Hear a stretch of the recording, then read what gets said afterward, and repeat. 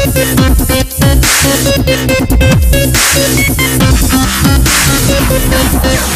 really beautiful, clean, smooth.